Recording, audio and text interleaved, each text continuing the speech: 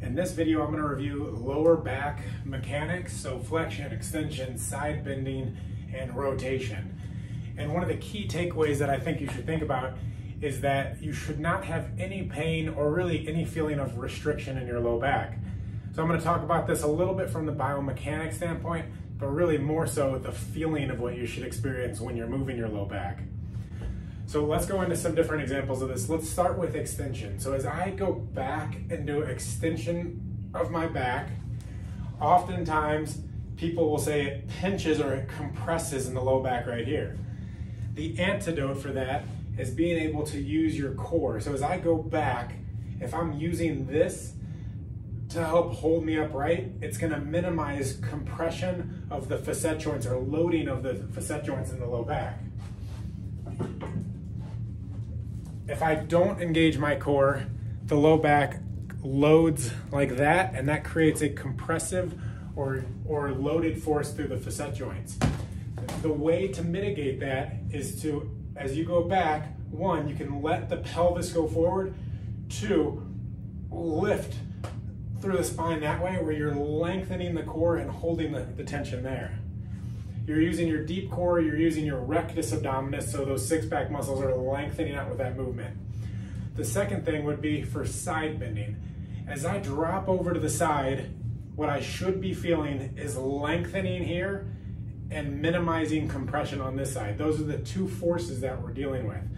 So as I go over there, I want to maximize the stretch and length of these muscles here, so using my obliques and my QL to hold me up. And then that way I can get as much reach or as much length there while minimizing the compression. Right now I don't feel anything on my right side, and I feel everything opening up on the left. The same thing as I go this way, as I'm side bending to the right, I'm letting my pelvis go over. I can reach and lift where I get a big stretch, but it's also holding me up that way where I'm working through here. Again, not feeling any compression or compressive forces. And what I mean by compression there is with side bending, as the body goes to the side, this side is getting forced closer together. So I want to minimize that compressive forces there, maximize the length. We're always trying to hold tension in our muscular system versus compressing through the skeletal system. We do much better when the muscular system works to hold the forces. So we talked extension, we talked side bending. Those should all feel good and they should feel pretty free. Next, with rotation, as I rotate to the right, I should feel the obliques through here holding that position to bring me back. Same thing with the left. Often what happens is people go there, they tip, and then it loads through their spine. So if they have to reach back and grab something, it ends up being a really compressive force. Or if you think about a golf swing, it loads through the low back there because they can't use the oblique forces to help open up there. So again, we're trying to minimize those forces through the facet joints in the low back, so making sure that here and here aren't feeling compressed and that we're using the tension in our spine.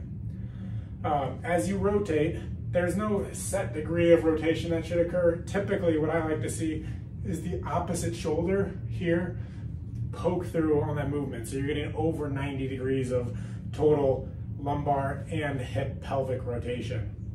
So we talked about extension. As I extend back, remember, use the core to help hold you up.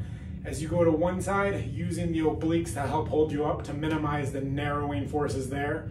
With rotation, I'm using this cross pattern here to hold me up that way. Same thing this way. And then lastly, with flexion of the spine, as you bend forward, if it feels tight in your low back, that means the low back is not prepared to open up for that movement. You should be feeling that more kind of down in the hamstrings.